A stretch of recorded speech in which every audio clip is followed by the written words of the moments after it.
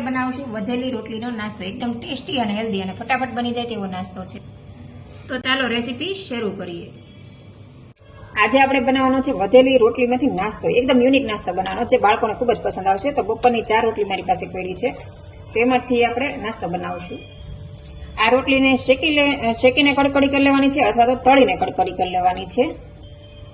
અહીંયા મેં પહેલેથી જ રોટલી તળીને કડકડી કરી લીધી છે, તમે જોઈ શકો છો. અને એના 4 પીસમાં તળી છે અને એક આખી તળી છે. તમારે જે રીતે ફાવે એ રીતે તમે તળી શકો છો. અહીંયા આપણે એક પેન લઈ લીધી છે અને એની અંદર આપણે થોડું ગમતું તેલ મૂકીએ. એક ચમચી તેલ આપણું ગરમ થઈ જાય એટલે ચપટી હિંગ એડ કરશું. અહીંયા આપણે 1 વાટકો ફણગાવેલા મગ, મઠ અને ચણા લીધા છે, એ પણ આપણે આમાં એડ કરી દઈશું. હવે આપણે અડધી ચમચી હળદર લઈ લઈશું. સ્વાદ પ્રમાણે નમક લઈ લઈશું. હવે આને સરસ રીતે મિક્સ કરી લેવાનું છે. આને આપણે પકાવવા નથી, બસ ખાલી આ હળદર ને મીઠુંની મિક્સ કરવાનું છે. જસ્ટ 1 જ મિનિટ આને સાતળવાનું છે, વધારે આને ટાઈમ આપવાનો નથી. અહીંયા આપણે સરસ નમક ને બધું મિક્સ થઈ ગયું છે. હવે એની અંદર આપણે શક્કરિયું લઈ લઈશું. શક્કરિયું મેં ઠંડુ કરીને એડ કર્યું છે. તમે શક્કરિયાની જગ્યાએ બટેટા પણ લઈ શકો છો. બટેટા તમારે લેવા હોય તો બટેટાને પહેલાં સરસ રીતે પતલી પતલી ચિપ્સ કરીને એને સાતળી લેવાના, અને પછી આ રીતે એડ કરી દેવાના. તો આને આપણે ખાલી નોર્મલ ગરમ જ કરવાનું છે. હવે એની અંદર આપણે થોડુંક કેપ્સિકમ એડ કરી દઈશું. કેપ્સિકમ તમને ન હોય તો સ્કીપ કરી શકો છો. એને પણ હવે સરસ રીતે મિક્સ કરી દઈશું. આ બધી જ વસ્તુ આપણે બસ ફક્ત 1 થી 2 મિનિટ માટે જ ગરમ ગેસની ફ્લેમ ધીમી રાખવાની છે.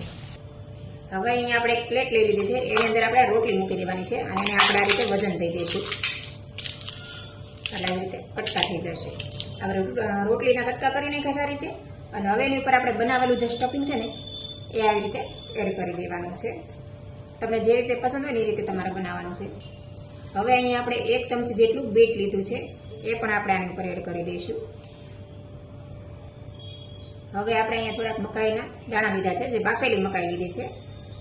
તમને જે ન ગમે એને સ્કીપ પણ કરી શકો. હવે એની ઉપર આપણે દહીં એડ કરી દેવાનું છે. દહીં છે આપણે થોડુંક લિક્વિડ જેવા રાખવાનું. બહુ ઘાટું દહીં નથી લેવાનું. દહીંને આપણે ઝેરી લેવાનું. પાણી બિલકુલ નથી નાખવાનું, બસ પાણી નાખ્યા વગરનું તે ઝેરી લેવાનું છે.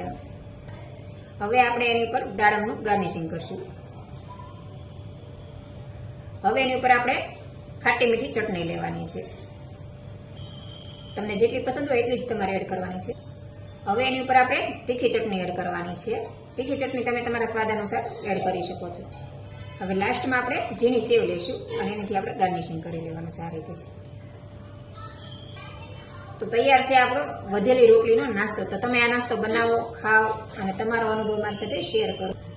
ઉપરથી એડ કરશું લીલા ધાણા. તો તમને મારી રેસીપી પસંદ આવી હોય તો લાઈક, શેર અને સબસ્ક્રાઇબ કરવાનું ભૂલતા નહીં.